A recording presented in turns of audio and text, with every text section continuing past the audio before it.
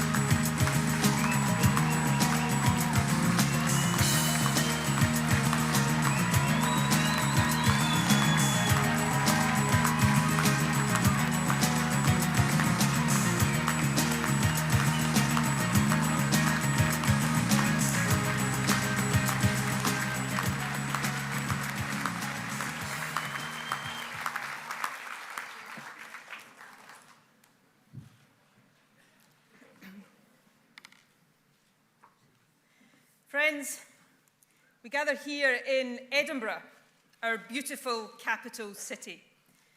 Soon to be, we hope, and how good does this sound? The capital city of an independent Scotland.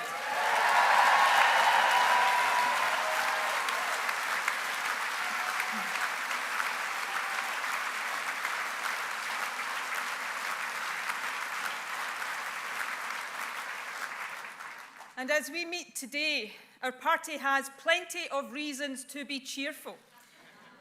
Yesterday, an opinion poll showed levels of support for the SNP that would make any party leader smile. A 23-point lead in Westminster voting intentions,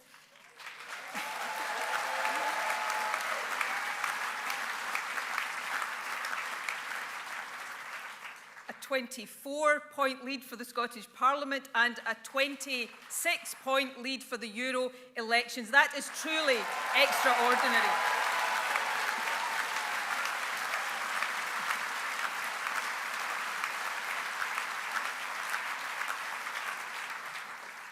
But enough of polls. What about elections? 2 weeks ago, people here in Edinburgh got the chance to vote. The result of the council by-election in Leith was stunning.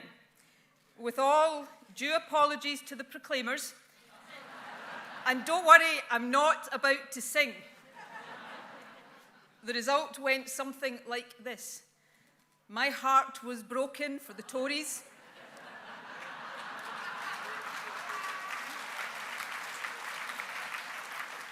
Sorrow, sorrow for Labour.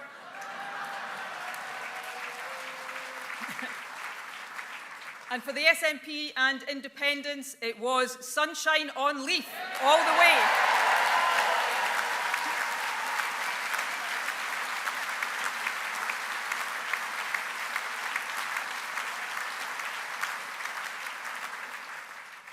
That win came hard on the heels of another success with the Labour vote down and SNP support up. So let us congratulate our two newest councillors, Jane McTaggart in Clackmannanshire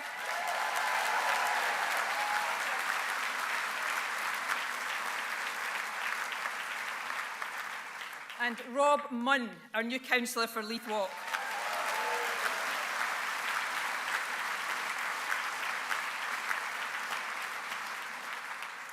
Friends, here in Edinburgh, we are surrounded by history.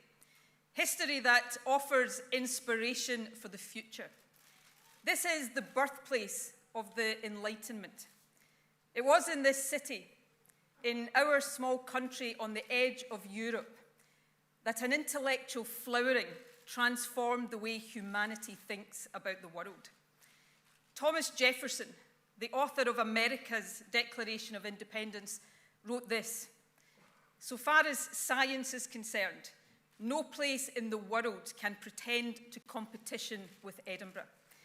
The contribution Scotland has made to the modern world is unparalleled. That should make us proud, but it should also make us determined. Proud that the Scottish independence movement is defined by progressive, inclusive internationalism.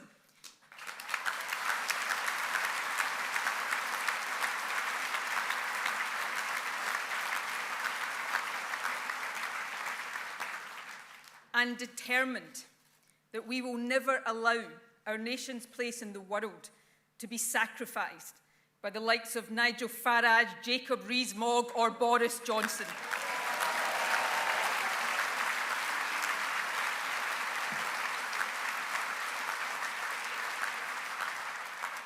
Scotland's Enlightenment legacy is not just about our history. The search for knowledge, invention and innovation is the foundation on which we will build our future too. Few countries are better placed than Scotland to help lead the world into a new age. We are one of the best educated nations anywhere. Today, we have more top universities per head of our population than any other country in the world, bar one. Our universities are part of a golden thread. That thread runs from the Scotland of David Hume and Adam Smith to the country of John Logie Baird, Alexander Graham Bell and Marion Ross, and on to our modern-day nation of Peter Higgs and his Nobel Prize-winning discovery. Our nation values education, and that's why I will always make this commitment to Scottish students. As long as the SNP is in government, there will be no tuition fees.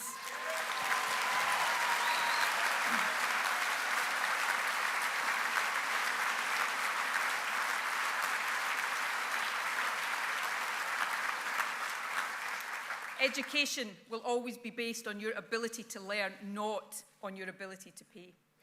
Our universities today face a grave Brexit threat. European research grants at risk, collaboration damaged, European academics leaving. The end of free movement and Theresa May's deplorable hostile environment will make it harder to attract the world's best minds to Scotland. So friends, I make no apology for taking the opportunity again today to send a message to all of our fellow EU citizens. Whether you are studying or working in our universities, saving lives in our health service, creating wealth in our business community, catering for our tourists, or harvesting our food, wherever you are in Scotland and whatever you do, you are part of us. And with all our hearts, we want you to stay.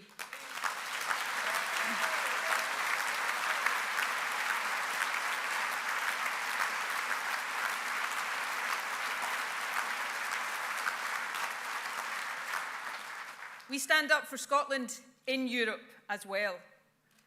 You know, when the history of the SNP is written, there will be a very, very special place for Winnie Ewing and the late Alan McCartney and Neil McCormick. Not just giants of our movement, but formidable figures who advanced Scotland's interests on the international stage. In recent years, Alan Smith and Ian Hudghton have continued that tradition. Ian has championed Scotland's cause in the European Parliament now for more than 20 years. He has been a passionate advocate for Scotland's interests. And as he steps down, we thank him today for all he has done for our party, for independence and for Scotland.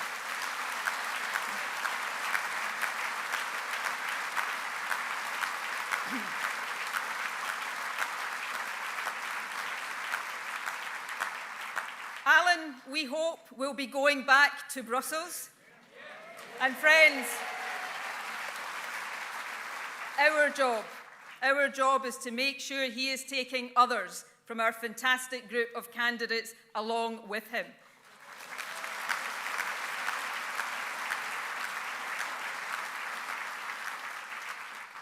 Number 2 on our European list, of course, is Christian Allard, a native Frenchman.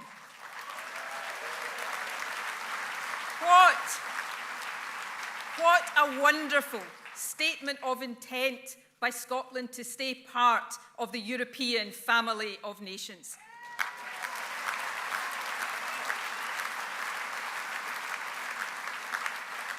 Conference, as voters go to the polls for the European elections on May the 23rd, our message will be clear and direct. And unlike Labour's, it will be unambiguous. Scotland's not for Brexit, Scotland's for Europe, and if you want to keep Scotland in Europe, vote SNP.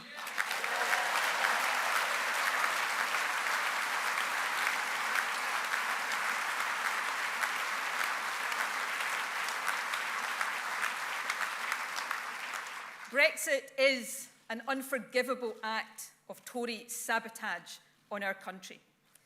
Having failed to force her disastrous plan through Parliament, the Prime Minister is now looking for help from Labour. Let me be blunt.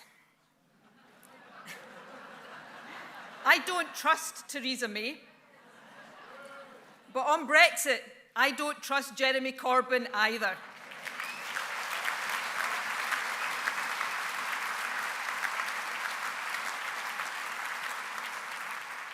So today I make this clear. The SNP will not vote for a Tory Brexit, and we will not vote for a Labour Brexit. Our policy is no Brexit. That is what people of Scotland voted for, and that is what should happen.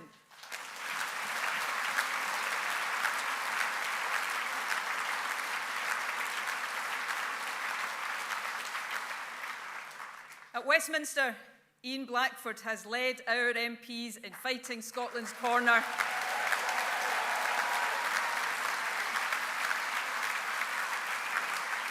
And he and they have been simply magnificent. We are so proud of them.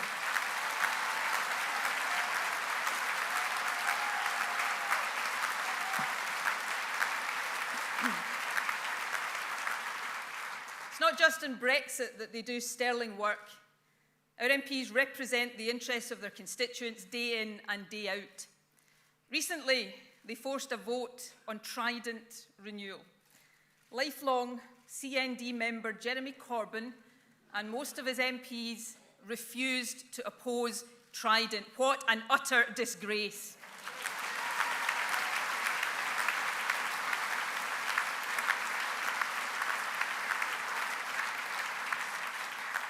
Labour's defence spokesman derided the very idea that Scotland should have any say. He said that it was, and I quote, blindingly obvious that the decision should be taken at Westminster. Well, let me tell you what I think is blindingly obvious.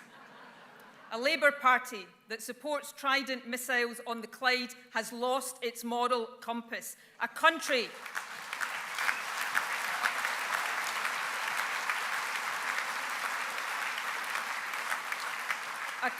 with 1 in 4 children growing up in poverty should not be spending £200 billion on nuclear weapons.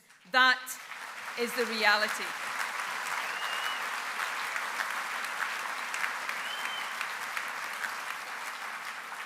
Conference, this UK government is paralysed by Brexit and broken by infighting.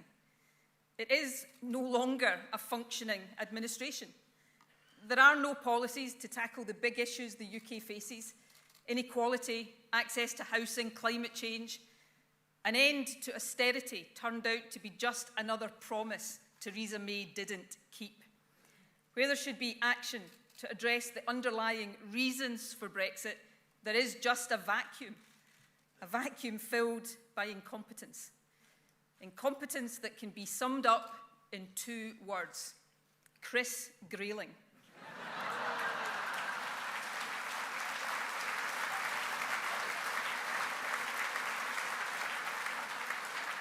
Or failing Grayling, as he's better known. A buccaneering, hard Brexiteer, he signed a ferry contract with a company that had no ferries. Though that is probably just as well, because they didn't have access to a port to dock them in either. You know, in the not too distant past, any minister would have been sacked for such shocking ineptitude. But with these Tories, there's more chance he'll be running for Prime Minister by next week.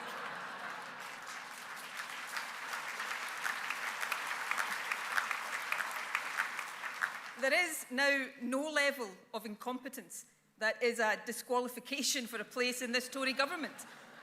They lack vision, policies, and ability. They can't even be trusted not to leak sensitive information from the National Security Council. This Tory government is a disgrace. It needs to go, and it needs to go now.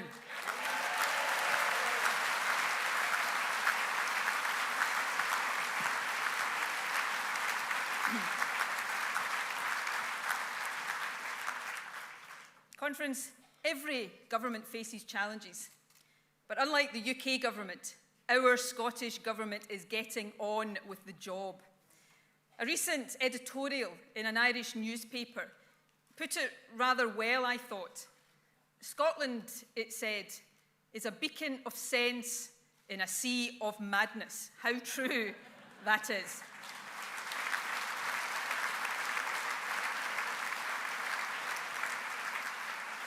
Let me share with you just a taste of what our Scottish Government has been doing in the last few weeks.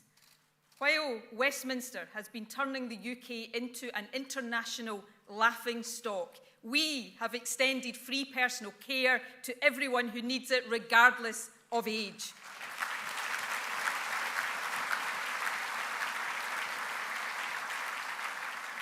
We've introduced the world-leading Domestic Abuse Act, invested millions of pounds in low-carbon projects and millions more to tackle fuel poverty. We've announced new funding to make sure children don't go hungry during school holidays. And we have achieved the lowest Scottish unemployment rate on record.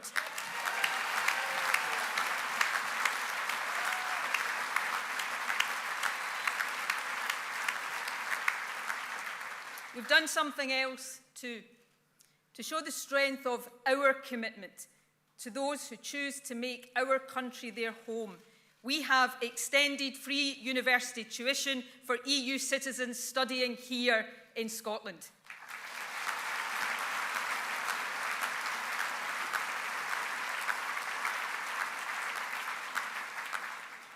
On the NHS, investment and staffing are at record high levels with the SNP.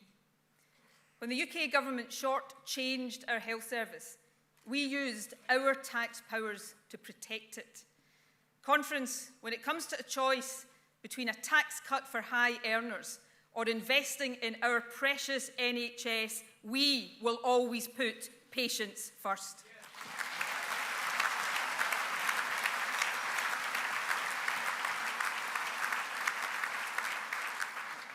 The Scottish Tory tax plans would mean a cut of £650 million to public services. That's the equivalent of 16,000 nurses. And it shows that this cast-iron rule of politics is as strong as ever. You cannot trust the Tories with Scotland's NHS, not now, not ever.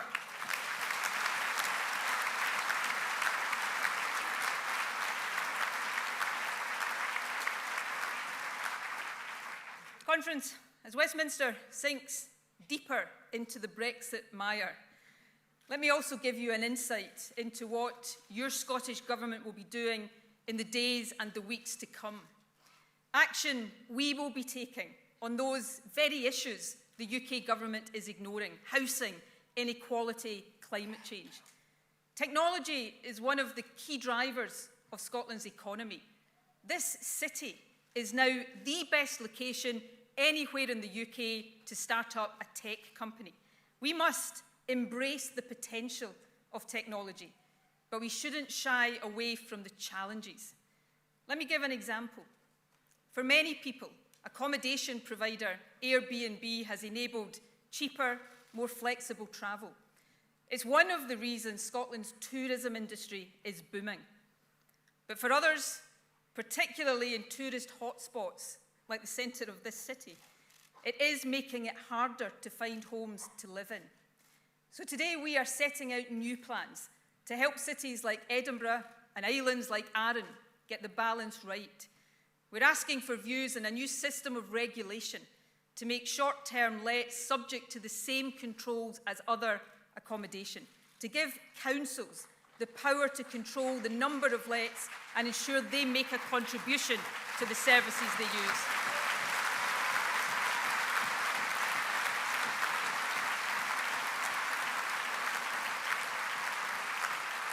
Conference, the SNP will always back Scotland's tourism industry, but we will also help people find places to live in the communities they want to call home. We will also take fresh steps to help people own their own home. We already provide help to buy for new build houses and support shared equity for lower income homeowners. But there is a wider issue here, an issue of generational fairness. Some first-time buyers trying to get onto the property ladder can call on the financial help of relatives or friends, the famous bank of mum and dad. But for those who can't, the average age of a first-time buyer is now 35. The simple truth is that for many young people, even those on decent incomes, saving for a deposit takes so long it has become a distant dream. Many are paying more in rent than they would pay for a mortgage, so they don't have the money left at the end of the month to save for a deposit. In a fair and equitable country, that cannot stand. And so we will act. We will help young people with the deposits they need. I am announcing today a new £150 million scheme. If buyers can find just 5% of the value of their new house from their own funds, we will do the rest. Starting later this year,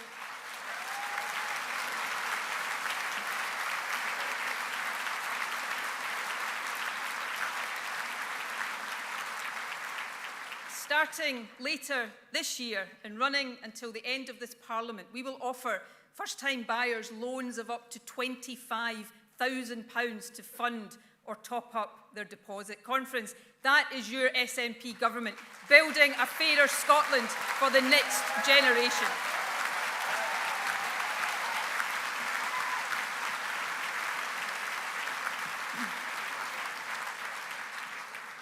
Friends, Scotland's new social security system is now 1 year old.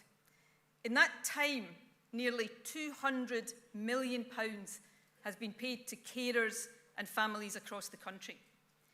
One of the new benefits we introduced is the Best Start grant.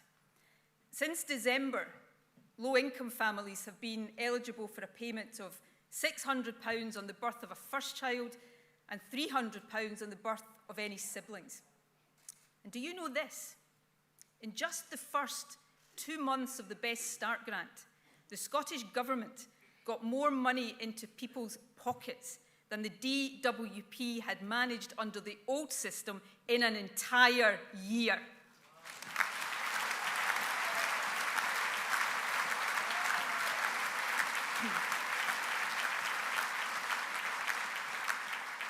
Now we will go further. I can announce today that low-income families will get a further £250 when their child starts nursery. Applications open tomorrow, and from June, they will get the same again when their child starts school.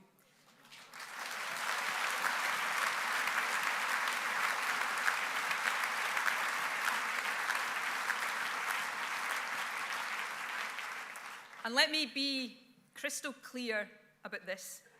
There is no two-child cap or rape clause in the Scottish welfare system, and with the SNP, there never will be.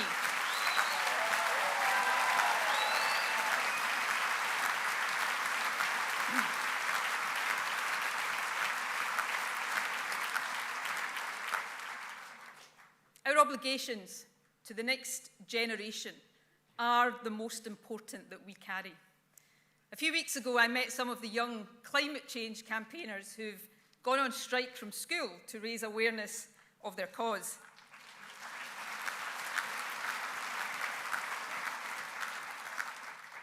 They want governments around the world to declare a climate emergency. They say that's what the science tells us, and they are right.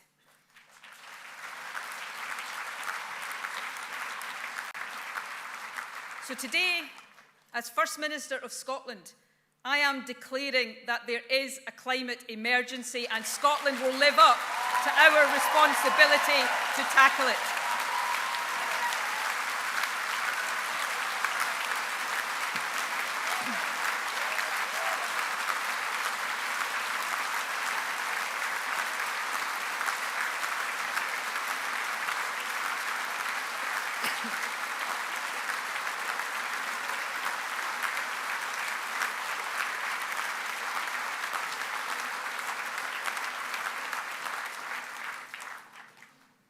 We are already a world leader, and our new legislation commits us to being carbon neutral by 2050.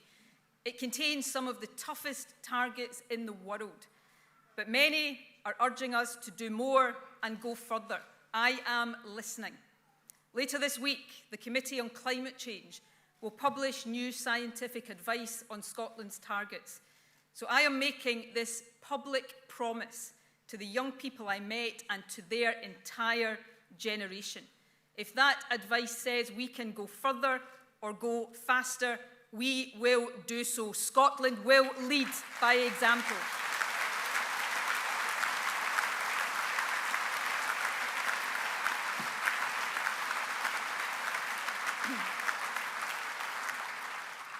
Friends, that commitment to future generations has been the hallmark of your SNP government. It's why I made education our #1 priority. It's why we're taking action to reduce the attainment gap in schools, action that is now delivering results. It's why we're doubling childcare.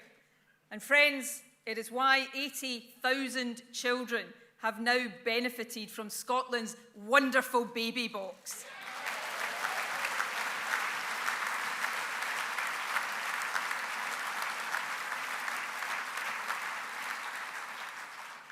The rights of children and young people must be embedded in everything we do. This year is the 30th anniversary of the United Nations Convention on the Rights of the Child. The UN is campaigning for all nations to commit to it. Conference, I want Scotland, one day, very soon, to take our place as an independent member of the United Nations.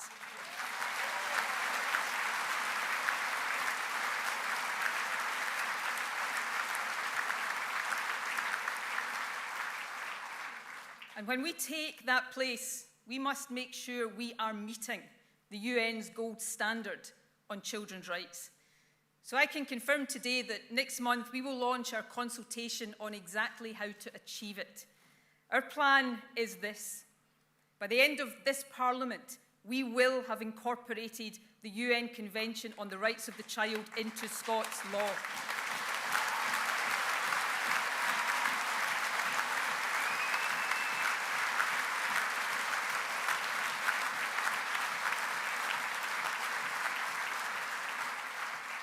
Children's rights will be enshrined in statute in time for Scotland to rejoin the family of independent nations.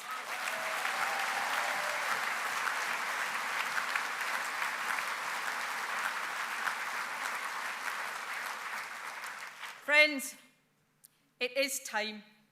It is time for Scotland to become independent.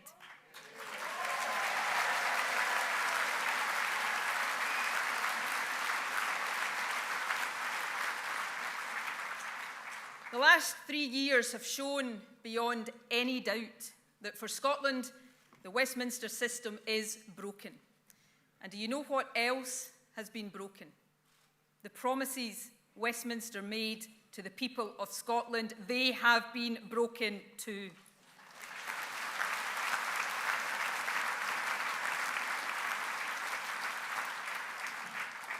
They promised us in 2014 that if we voted no, we would stay in Europe.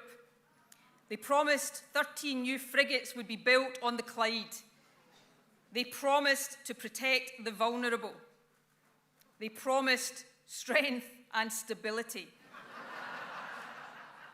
They promised us an equal partnership.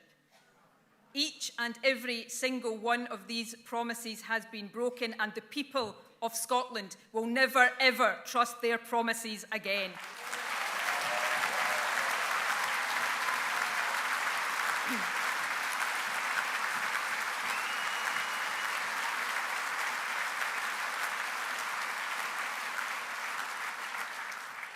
Do you remember what the No campaign called themselves back then? Project Fear. Well, today I can reveal their new slogan.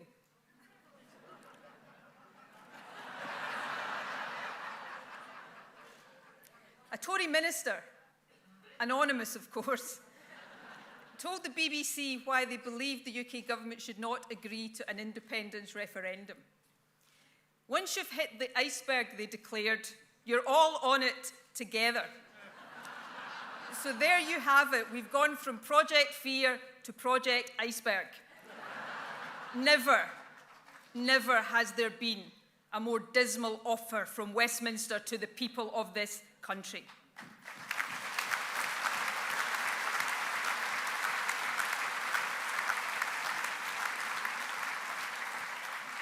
I have a different suggestion. We should do everything we can to stop the UK hitting that iceberg. I do not want to see that fate for any part of these islands. But if the UK can't be persuaded to change course, Scotland must. We must have the choice of a better future. Scotland must have the choice of an independent future.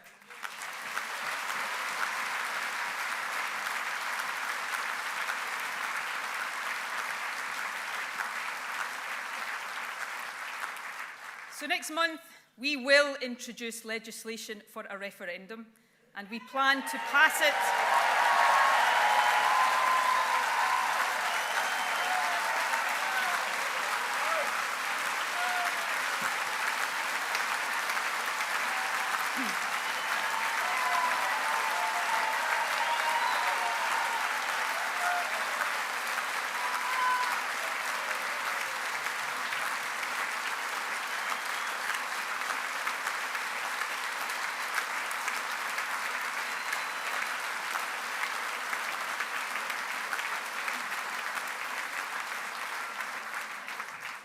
And we plan to pass it by the end of this year.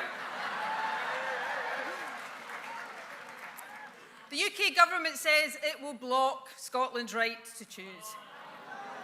A right to choose mandated in not just one but two elections and endorsed by the Scottish Parliament. The Tories, they want to veto Scottish democracy. Their only friends in Westminster are the Democratic Unionist Party. Well, if they're not careful, this generation of Tories will go down in history as the undemocratic Unionist Party.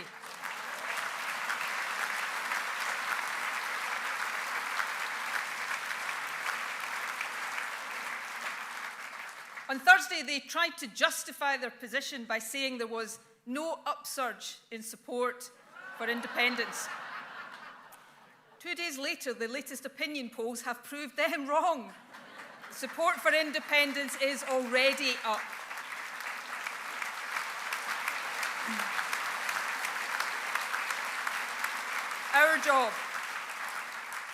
Our job now is to get support for independence surging and make sure that no Westminster government can ever stand in the way of Scotland's right to choose.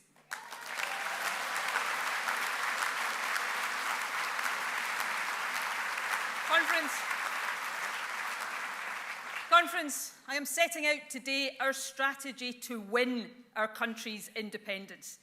We must recognise that these are different times and new circumstances. This isn't a rerunning of 2014. The UK that existed then does not exist anymore. Our approach must be different.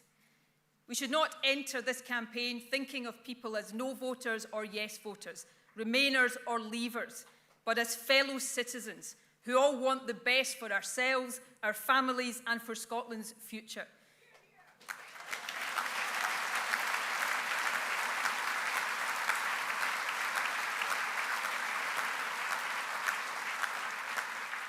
We must acknowledge the ties of family and friendship across the UK and step up to the challenge of answering people's questions. And Conference, we must always make our case with the decency, respect and dignity that we want to be the hallmark of our independent country.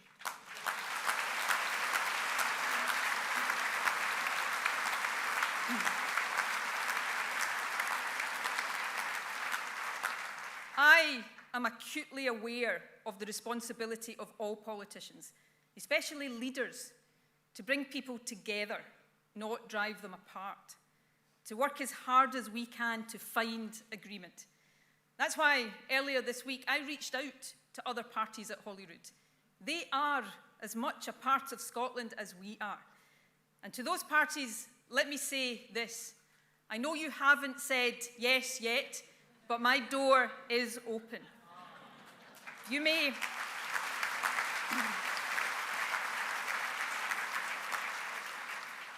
not share the SNP's view of Scotland's destination as an independent country, but in Scotland's journey of change, we can still travel a fair way together. If you want to be part of that journey, we will welcome you with open arms. But be in no doubt, if your only offer is a failed and broken Westminster system, Scotland's journey will completely pass you by.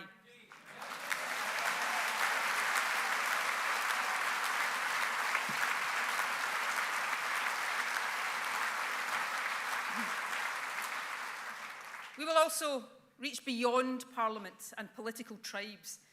We are establishing a non-party citizens' assembly so that people from across Scotland can guide the conversation. Independence, after all, is about the future of everyone who lives here. It was once said, don't think about what you want to be, but what you want to do. Friends, that should be our guiding principle. Independence is about the children we can lift out of poverty and the fairer, more equal society we can create. That starts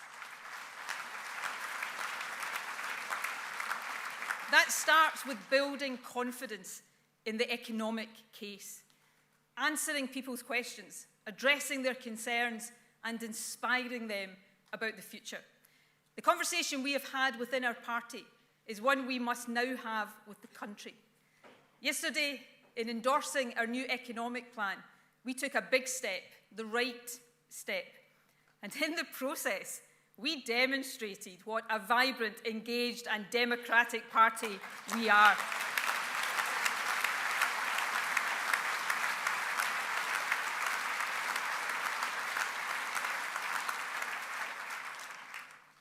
Over 10 years ago, we won the right to govern by demonstrating credibility with the financial powers of devolution.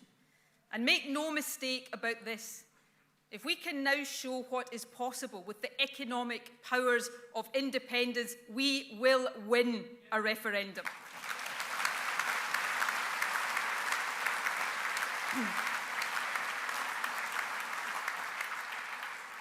We have set out an ambitious, optimistic, and realistic way forward for these new times. And so I can announce today that we will now launch the biggest campaign on the economics of independence in our party's history.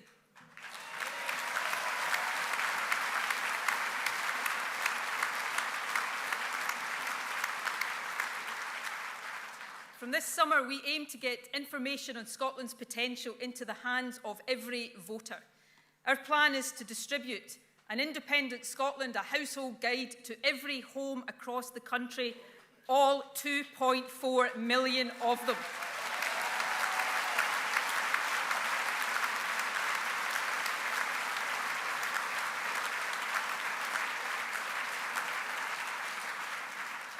So, my friends, you know what that means. It is time to get your jackets on.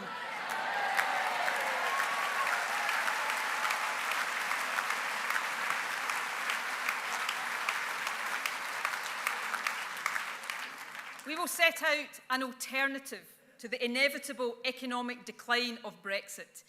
We will tell people about Scotland's strengths, the extraordinary success of our food and drink industry, our renewable energy, our advanced manufacturing, technology, life sciences, creative industries, tourism.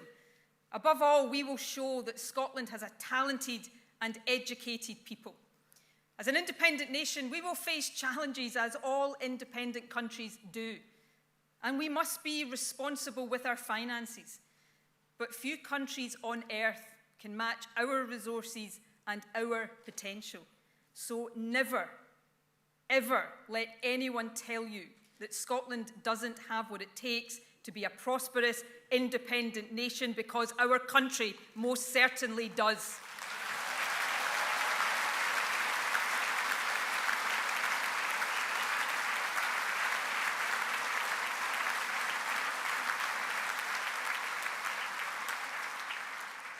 Our new economic plan demonstrates the potential of an independent Scotland.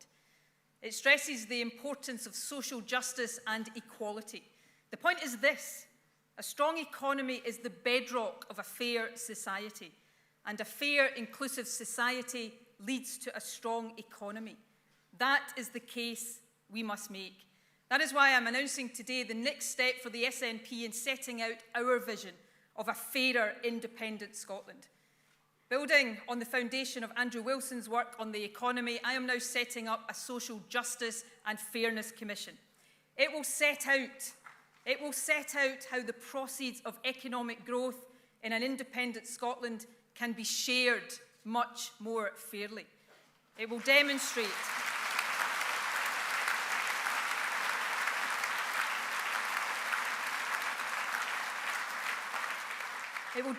how we can use the powers of independence to end poverty, achieve full employment and drive equality for all. It will look at how we can deliver fairness for pensioners, be a nation that sets a gold standard for equal pay, and create opportunity for all of our young people. All of that is what independence is for.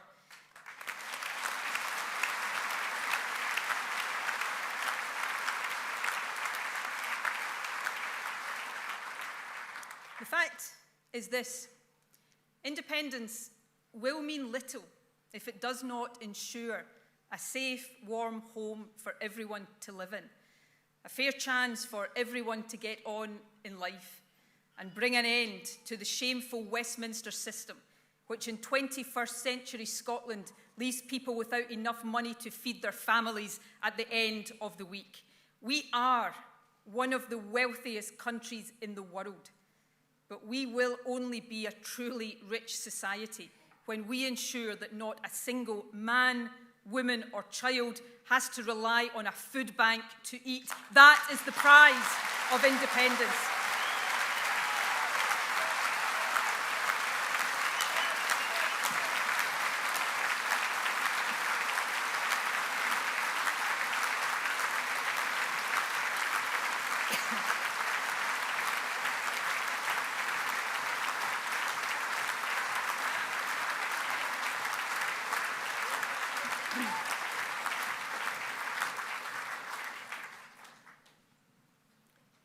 Our economic and social ambitions can best be realised if Scotland is a member of the European Union. I do not for a single second dismiss those who voted to leave. I understand the desire for change and the sense that political institutions can feel remote. The EU is far from perfect. But membership is not just about economic and social benefits, substantial though those are. It is also about the values we cherish: freedom, democracy, the rule of law, equality, respect for human dignity and human rights. In our world today, these values are under attack from the forces of intolerance and extremism. But they are values that we must fight for and stand up for, and our party will always do so.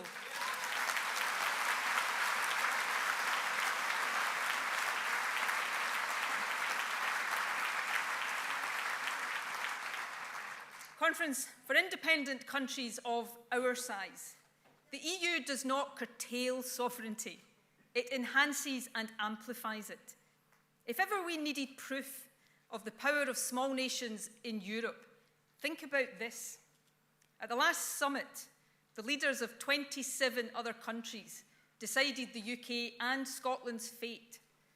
12 of those countries have populations similar to or smaller than Scotland's. Very small nations, such as Luxembourg and Cyprus. Countries that have long enjoyed independence, Denmark, Finland, and Ireland, and others who have regained their independence much more recently. All of these nations have come together to share sovereignty for mutual benefit and on the basis of equality and common values. And conference, the respect, support, and solidarity they receive in return stands in stark contrast to the contemptuous treatment of Scotland by Westminster.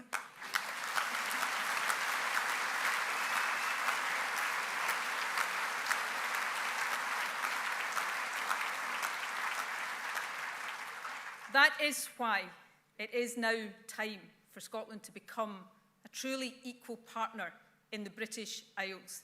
It is time to take our place among the family of independent European nations.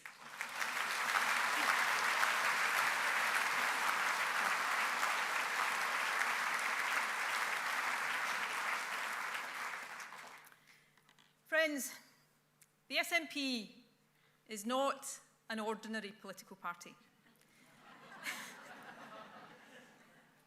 We do not represent just one section of society or one group of people. We are the National Party. Our aim is to represent everyone who lives here. That comes with a big responsibility because we are building a nation. And what is that nation?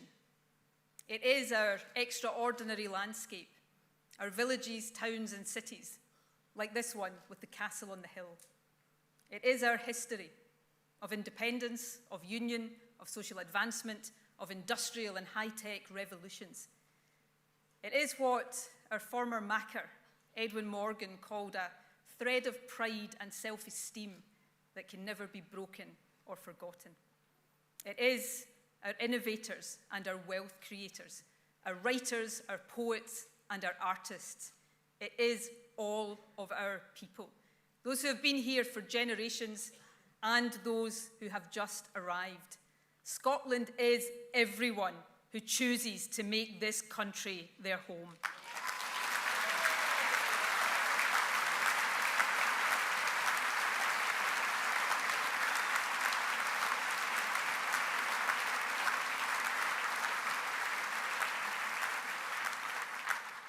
So when we speak of building a nation, what we mean is that we are building a better future for all those who live here and for the generations yet to come. A society founded on compassion, on kindness and love. A nation that people will come from all over the world to see, to experience, and to be part of. So let's always take the time to dream a little, to dream of that better country. For those of us privileged to carry the SNP flame today, our task is to turn that dream, that message of hope, into reality. So let's get on with our task. Let us win our independence. Let us build that fairer nation, and let Scotland, an independent Scotland, play our part in building the better world that we know is possible. Thank you very much.